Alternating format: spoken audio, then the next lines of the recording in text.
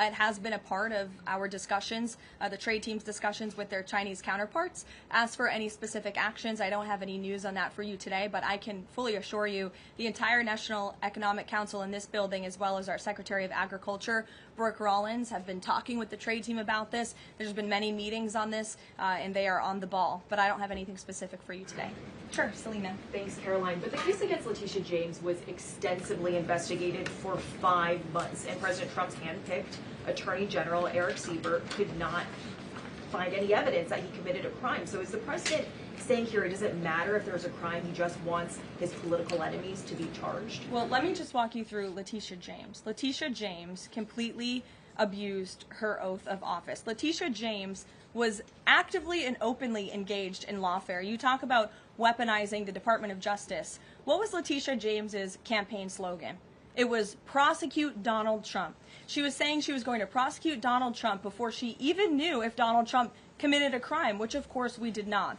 Those are not the words of a serious prosecutor. Those are the words of a corrupt politician who is abusing their power. She actively campaigned on that. She also led the witch hunt, the financial fraud investigation against President Trump and the Trump Organization, and an appeals court tossed that case out, a $500 million civil fraud penalty in August, which was another win for the president, and exonerated him of this witch hunt and showed that this is an individual who is corrupt and abused her oath of office. And we also have evidence of her mortgage fraud. An April report from a white-collar fraud investigator found that there was documented evidence that James engaged in a consistent pattern of financial and property disclosures that raise serious legal questions. But why won't the president accept the conclusions of his Justice Department to not bring charges against Letitia James? In fact, you had Bondi and Blanche, top DOJ leadership, who were against ousting Eric Siebert, who again was picked by President Trump. I just answered that question for you, and the president has every right to express how he feels about these people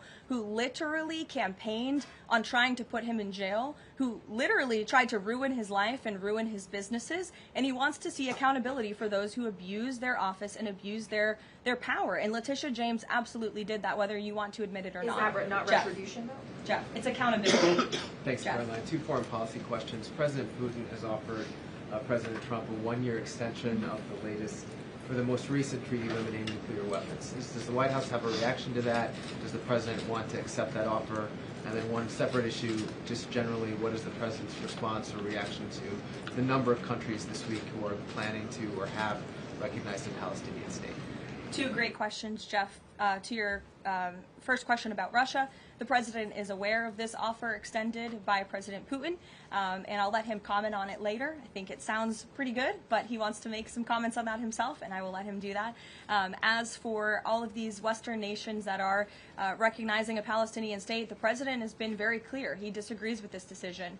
He spoke about that in the UK, standing right next to his friend, Prime Minister Starmer, and he feels this does not do anything to release the hostages, which is the primary goal right now in Gaza, does nothing to end this conflict and bring this war to a close. And frankly, he believes it's a reward to Hamas. So he believes these decisions are just more talk and not enough action from some of our friends and allies. And I think you'll hear him talk about that tomorrow at the UN. Kristen. Thanks, Caroline. Just going back to this Letitia James story. What does President Trump plan to do if the Attorney General, Pam Bondi, tells him that there is not enough evidence to bring his political opponents' cases or to charge those cases? That's a hypothetical question, Kristen. That hasn't happened at this point. But we did see one U.S. attorney not be able to find enough evidence, and now they no longer have a job. Is that something that you would consider? Look, the president stands with Pam Bondi 100%. He made that clear this weekend. He answered questions from all of you last night on Air Force One. He said the same, and that's how he feels at this moment in time. Just one more thing on the Attorney General. Go ahead. Caroline, would the president support designating Russia as a sponsor of terrorism if it doesn't return kidnapped Ukrainian children?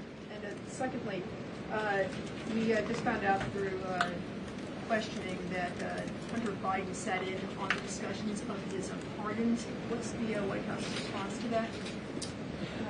Unfortunately, I think it's unsurprising, and it's also very telling that one of the only pardons Joe Biden signed on his way out the door was the pardon of his son. Everything else was signed with an auto pen, but that one was clearly his own signature. To your first question about Russia, I have no news to share with you on that.